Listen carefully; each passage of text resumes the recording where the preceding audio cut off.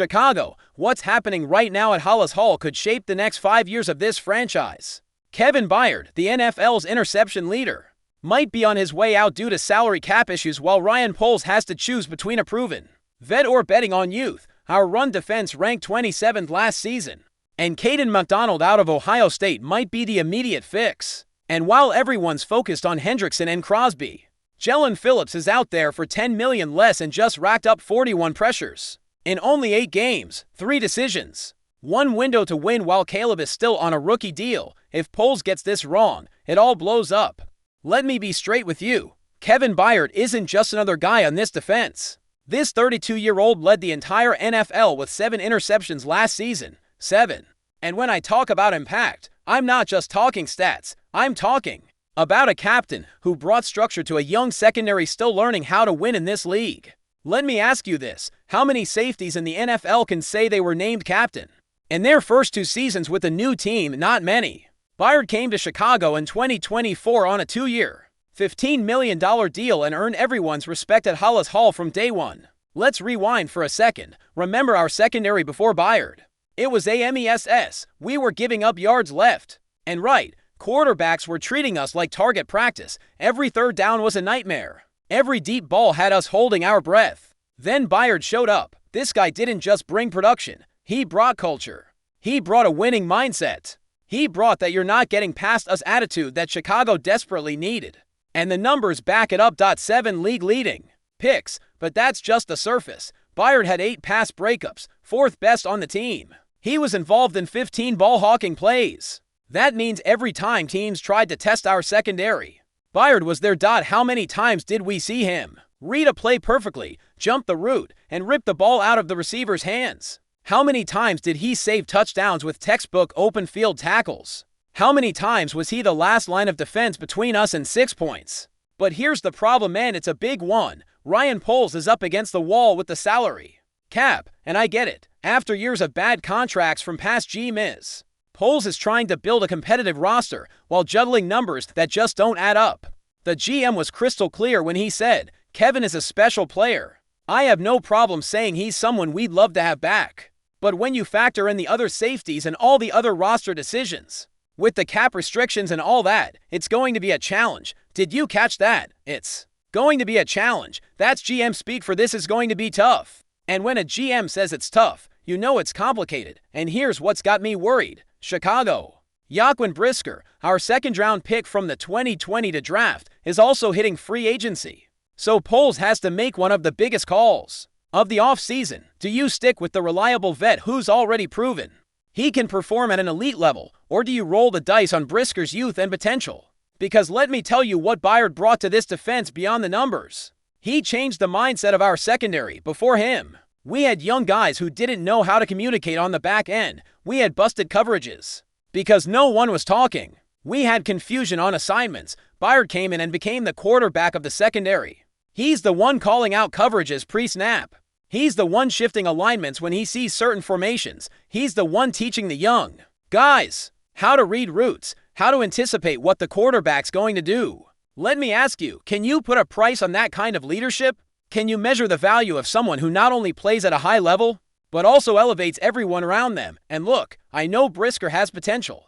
I saw the flashes before he got hurt, but I also saw the difference when Byard wasn't on the field. When he was out, our secondary looked lost. Here's the cap reality Poles is dealing with. The Bears have about $40 million in cap space this offseason. Sounds like a lot, right? But when you factor in needs at offensive line, defensive line, edge rusher, receiver, that money disappears fast. If you give Byard a 2-year deal worth $18 to $20 million, with $12 million guaranteed, you're locking up a big chunk of that cap. That might mean you can't sign that edge rusher you need. Maybe you can't bring in that guard to protect Caleb Williams. But I'll say this, when you've got Caleb Williams on a rookie deal, when you've got a 4-year window to build a championship roster around your franchise QB, you can't afford to take steps backward at any position. And letting Byard walk would be a massive step backward. Courtney Cronin from ESPN nailed it when she said Byard is the free agent who's going to define our entire offseason. And I think she's absolutely right. Because the decision on Byard is going to create a domino effect on everything else Poles does. If you bring Byard back, it probably means Brisker walks. which is fine if you believe Byard's got to more elite years in him, but if you let Byard go and bet on Brisker, you're gambling that a guy with injury concerns can be your number one safety. And here's what keeps me up at night thinking about this. Byard wasn't just productive. He was durable, played every game, showed up every week. In a league where availability is the best ability, Byard proved you can count on him. Let me ask you, what's the peace of mind worth knowing your veteran safety is going to be out there every Sunday? What's it worth knowing you won't have to scramble last minute because your star's on the injury report? Look, I get the cap constraints. I get that POLES has to juggle the money. But I also get this, when you've got a chance to keep the league leader in picks, when you've got a chance to keep a captain who changed your defensive culture, you find a way to make it work. And you know what really frustrates me? Byard wants to stay. He's not chasing the biggest bag. He's not demanding to be the highest paid safety in the league. He gets the cap situation. He wants to be part of something special here. The organization wants him back too. Ryan Poles said it publicly. Dennis Allen, our DC, has talked about how important Byard is to the scheme. The locker room respects him. They want him back. But money might ruin it all. And that's what kills me. Because we're not talking about a guy asking for $30 million a year. We're talking about finding $8 to $10 million a year to keep a guy who produces at the highest level.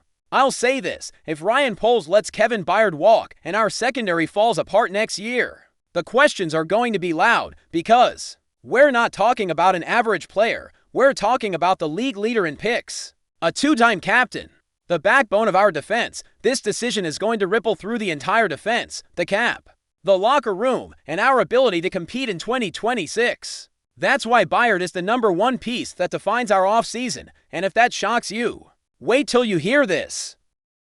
Now, if you thought the Byard situation was complicated, wait till you hear about our defensive line, because this is where things get really ugly for Chicago. Bucky Brooks just dropped his first 2026 mock draft, and he's got the Bears taking Caden Macdonald, defensive tackle out of Ohio State, with the 25th pick. And let me ask you, do you know why Brooks is doing that? Because our defensive line was an absolute disaster in 2025. Let me hit you with the numbers so you understand how bad it really was. We finished 27th in rushing yards allowed per game, 134.5 yards, 27th in a league with 32 teams. That's unacceptable for a franchise built on the tradition of the monsters of the Midway. Remember, Brian Urlacher, Julius Peppers, Hakeem Hicks, those guys dominated the line of scrimmage. They controlled the point of attack. They made running backs think twice before going up the middle. And now here we are, letting teams run all over us like we're a scout team. I think this is flat out embarrassing for the tradition of this franchise. The Bears have always been known for defense, from the days of Dick Butkus to Mike Singletary.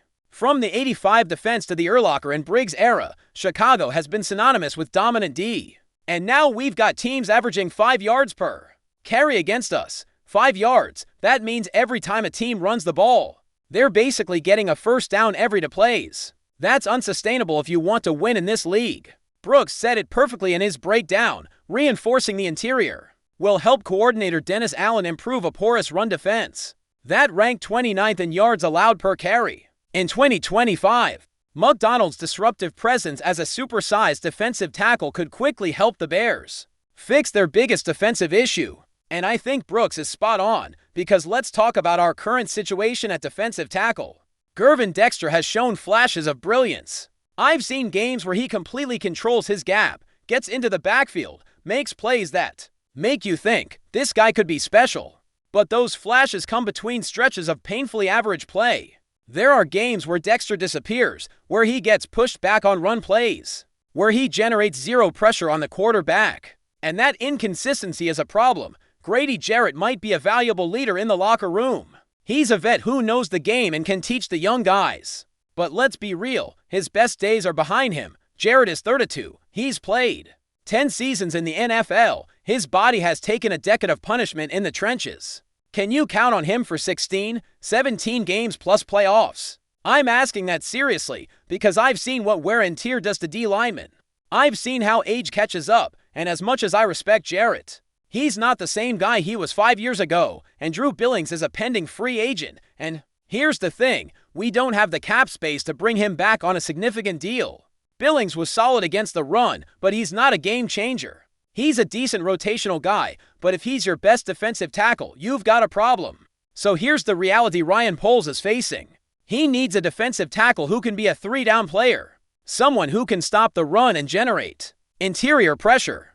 A young guy who can be the cornerstone of this D-line for the next 5 to 7 years. And Kevin Macdonald might be exactly that. Here's what's got me fired up about Macdonald. This dude is 6'3", 326 pounds of pure muscle.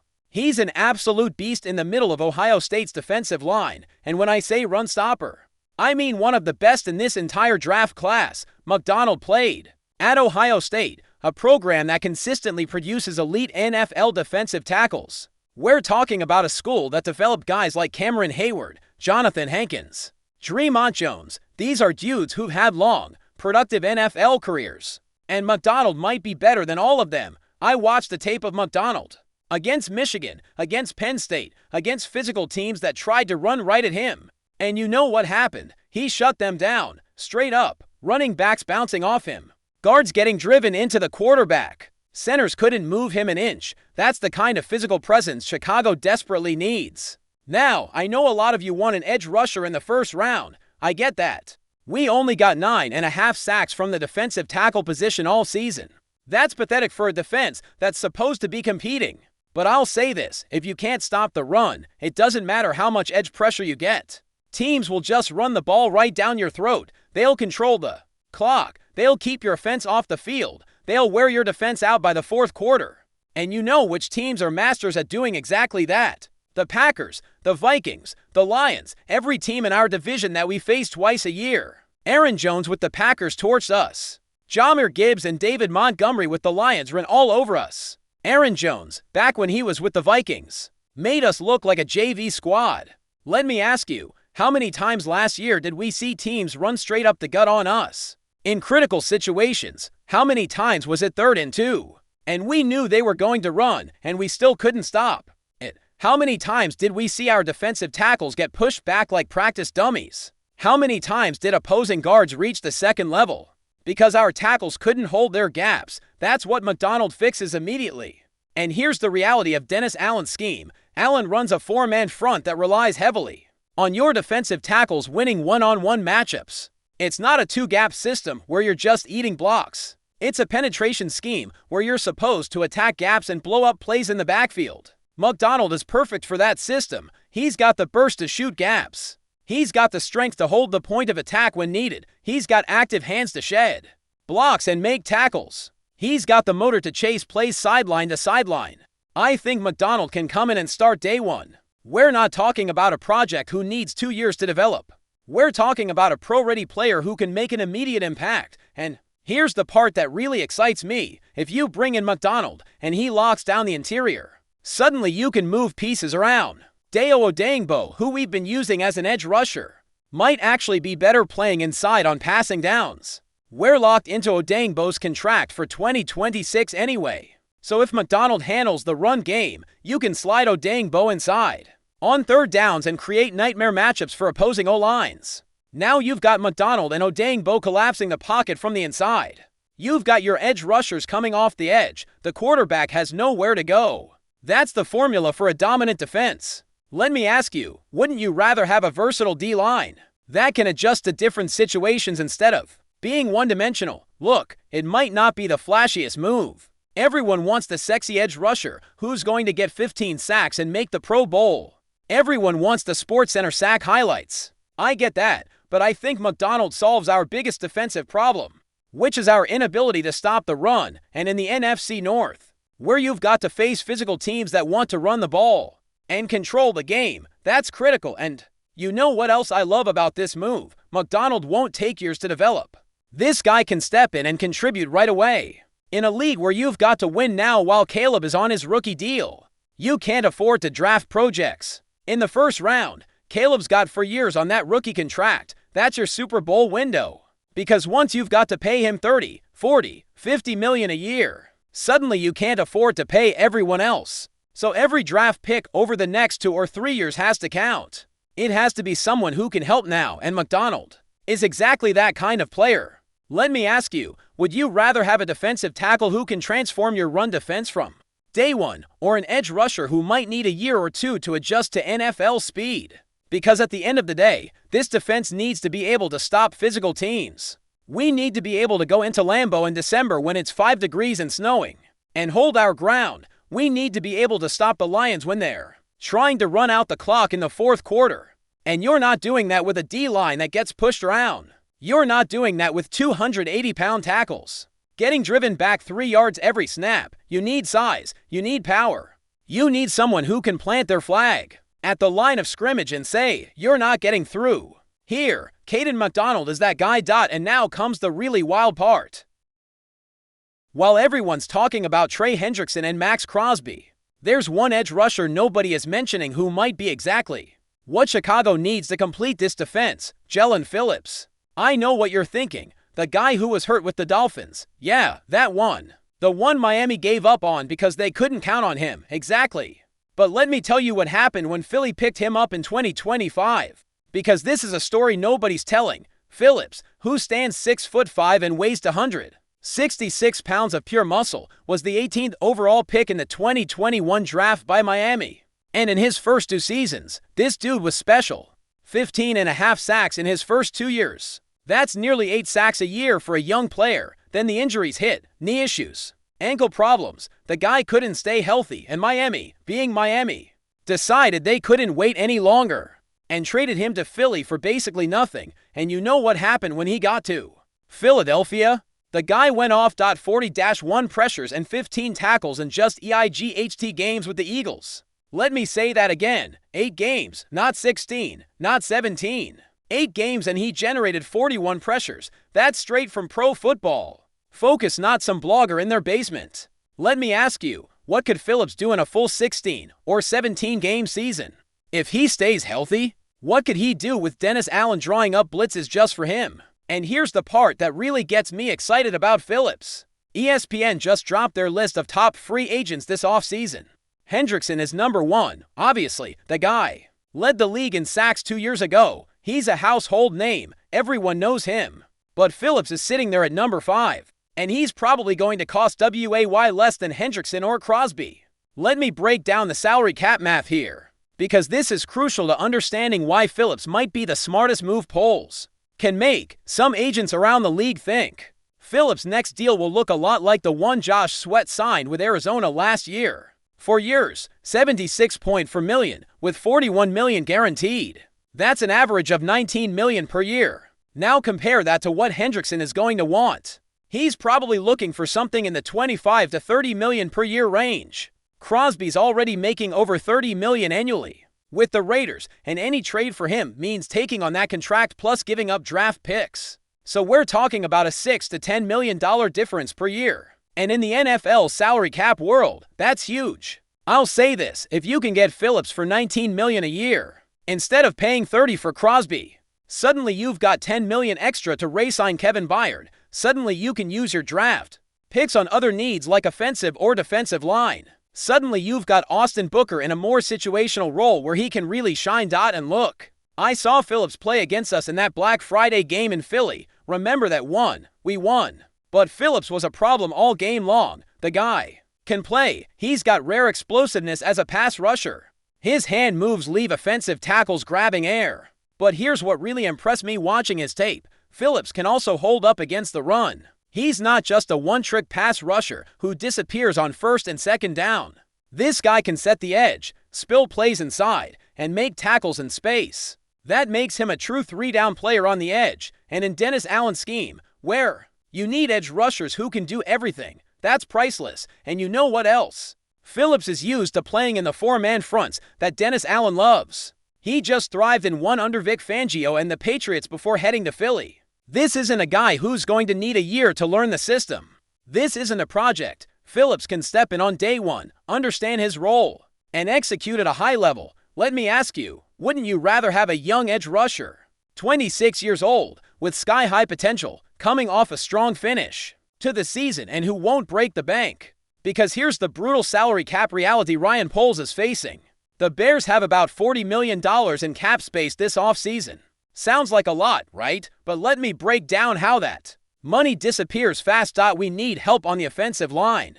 Probably to new guards and maybe a tackle. That's easily $20 million in cap space if you want quality players. We need help at edge rusher. Obviously, that's this whole conversation. We need help on the interior D-line. Like we just talked about with Macdonald. We need depth at receiver. Behind DJ Moore, Romodund, and Keenan Allen. We need to re-sign our own free agents like Kevin Byard and maybe Jaelan Brisker. See how $40 million suddenly doesn't feel like that much. If you sign Hendrickson or trade for Crosby, you're going to have to make painful sacrifices elsewhere on the roster. You probably lose Byard. You probably can't re-sign some of your own guys. You probably have less flexibility in the draft to take the best player available. But if you bring in Phillips at $19 million a year, suddenly you've got options. Suddenly you can build a more complete roster instead of putting all your eggs in one basket. Suddenly you can have your edge rusher and your veteran safety and your O-line help. That's the difference between being smart with your cap space and being reckless. And let me tell you something else about Phillips that really fires me up. When he's healthy, this guy is special. Yeah, injuries have slowed him down. I'm not going to lie about that, but he's only 26. He's entering what should be his prime NFL years. Most edge rushers hit their peak between 26 and 30. That's when they've got the perfect mix of athleticism, experience, and refined technique. Phillips is right in that window. And he just showed in Philly that he's still got elite-level game. 41 pressures in 8 games is a pace of 82 pressures over a full season. You know how many players in the NFL had 80 pressures last year? 5. Only 5 guys in the whole league. So we're talking elite production when Phillips is healthy. Look, I get the injury concerns. I get that it's a risk to sign a guy with a health history. But here's the thing, every player in the NFL is one hit away from being out. The difference is the price you pay. If you're paying $30 million a year for Crosby and he gets hurt, your season's done. If you're paying $19 million for Phillips and he gets hurt, it's manageable. You can work around it. And here's the thing. Phillips has every reason in the world to stay healthy. This is his contract year. This is his shot to prove the injuries were a fluke, not a pattern. This is his chance to earn that second big deal when he turns 30. I believe Phillips is going to do everything he can to stay on the field. He's going to work with the best trainers. He's going to do all the preventative work. He's going to be smart about how he plays. And you know what's the best part? The Eagles probably can't keep him. Philly's paying a ton of guys big money. Jaelan Hurts just signed a massive extension. A.J. Brown's on a huge deal. Devonta Smith needs an extension. Lane Johnson's making elite tackle money. The Eagles just don't have the cap space to bring Phillips back, especially after he proved he can still play at a high level. That means Phillips is going to be available when free agency opens in March, and the Bears need to be one of the first teams on the phone. They need to have their pitch ready. They need to show him how he can be the final piece in a defense that's ready to compete. Picture this D-line: Macdonald locking down the middle, Gervin Dexter developing into a solid complement, Jaelan Phillips coming off the edge with that burst, Austin Booker in a rotational role where he can thrive. That's a defensive line that can go toe-to-toe with anyone in the NFL. That's a D-line that can stop the run and pressure the quarterback. That's a defense built to win in January. I'll say this, a healthy Phillips, like the one who finished last year in Philly, is someone the Bears absolutely need. He might not be the flashiest name on the list. He might not be the guy everyone's tweeting about. But he might be exactly what we need to take this defense to the next level without blowing up our financial future. So let me ask you this, Bears family. On Byard, do you think Ryan Poles has to find a way to bring him back no matter the cost? Or is it time to bet on youth with Brisker and use that money elsewhere? Because I think letting the league's interception leader walk would be a massive mistake, but I want to hear what you think. On Macdonald, do you agree with me that stopping the run is more important than drafting an edge rusher in the first round? Or do you think we should go pass rush first and address D tackle later? Because I'm telling you right now, you can't win in the NFC North if you can't stop the run, period. And on Phillips, do you trust that he can stay healthy and be that impact piece we need at $19 million a year? Or would you rather go all in on Hendrickson or Crosby even if it costs $10 million more and forces us to sacrifice elsewhere? Because for me, the math is simple. Phillips gives us the best value. These 3 decisions are going to define whether we're competing for a championship or watching from the couch again, and I believe this community, this Bears family, deserves a voice in these conversations. So here's what I need from you. Drop your answers in the comments right now. I want to know what you think about each of these situations. Are you bringing back Byard?